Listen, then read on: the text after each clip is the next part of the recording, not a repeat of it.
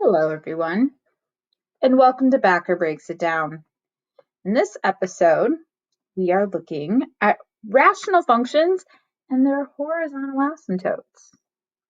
This is going to be closely tied to end behavior. Okay, so when we studied end behavior, it all came down to the comparison test, where we compare the degrees of the numerator and the degree of the denominator. Okay, and there were three scenarios. So when the numerator equaled the denominator, the end behavior was equal to the ratio of their leading terms. When the numerator was less than the denominator, the end behavior was automatically 0. And when the numerator was greater than the denominator, we had to use our leading term test. Okay, so horizontal asymptotes follow the same rules. Check this out. Okay, so first off, rational functions. There's no like parent function. They all look different. Okay, and we're focusing in this episode on the like horizontal asymptotes. And so you'll notice that like 3 of these 4 that I have on the screen have a horizontal asymptote. And then this one has something called a slant asymptote. Sorry, we don't get to study those in regular pre-calc. I know you're totally disappointed. This episode is all about those horizontal asymptotes, okay? And so, like I said, it's tied to the end behavior because look at these, okay? So like this function right here, like I can see that on the left side of my function, there's an end behavior of -2. Like the function's getting really, really close to -2, but it's not like crossing it. Likewise on the right, look at what the asymptote is. The horizontal asymptote is also -2.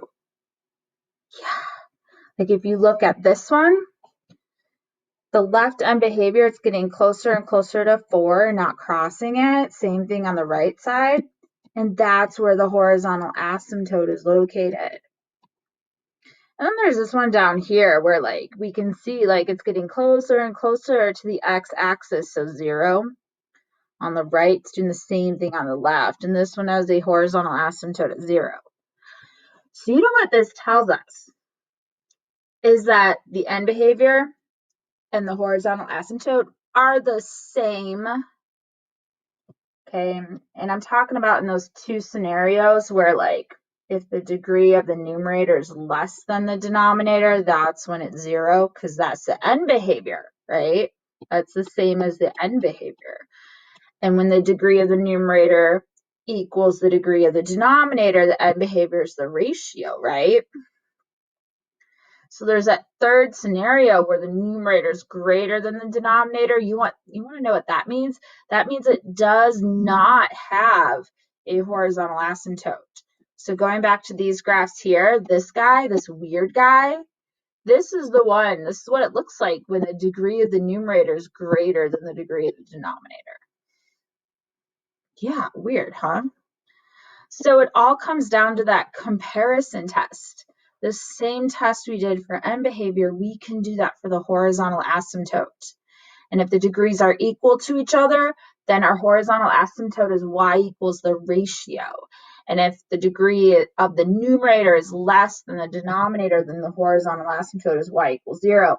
And if it's greater, then there's no horizontal asymptote. Okay.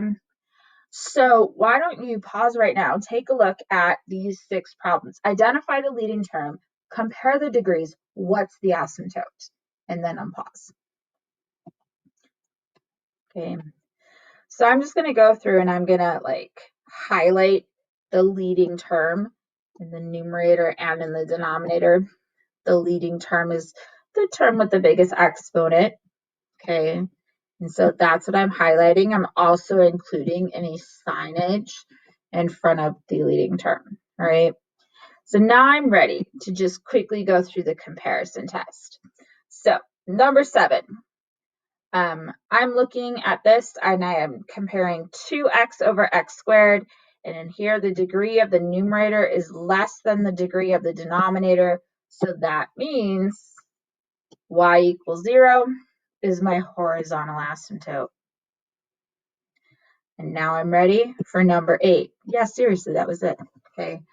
And number 8, here are my leading terms. I compare them, and I note that like the degree of the numerator is equal to the degree of the denominator. So when that happens, my horizontal asymptote is y equals that ratio. So we're talking about y equals 1/4, because that's the ratio. There's an invisible 1. In number 9, we have 2x squared over x squared. So the degree of the numerator equals the degree of the denominator. So my horizontal asymptote is y equals the ratio. And so I have y equals 2. In number 10, we have x cubed over x. That's this third scenario where the numerator is greater than the denominator. There's no horizontal asymptote. So in math, we would say D N E for does not exist. In number 11, I have 3x squared over negative 2x squared. So the degree of the numerator is equal to the degree of the denominator. So my asymptote is y equals that ratio. So I have y equals negative 3/2. And then in number 12, I have x to the 6th over x to the 4th. That is once again that third scenario. So the horizontal asymptote does not exist. And it's really that simple. It all comes down to the comparison test. So if the degree of the numerator equals the degree of the denominator, our asymptote is y equals the ratio. If the degree of the numerator is less than the degree of the denominator, our asymptote is y equals 0. And if the degree of the numerator is greater than the degree of the denominator, there is no horizontal asymptote. It does not exist. And that is how Backer breaks it down.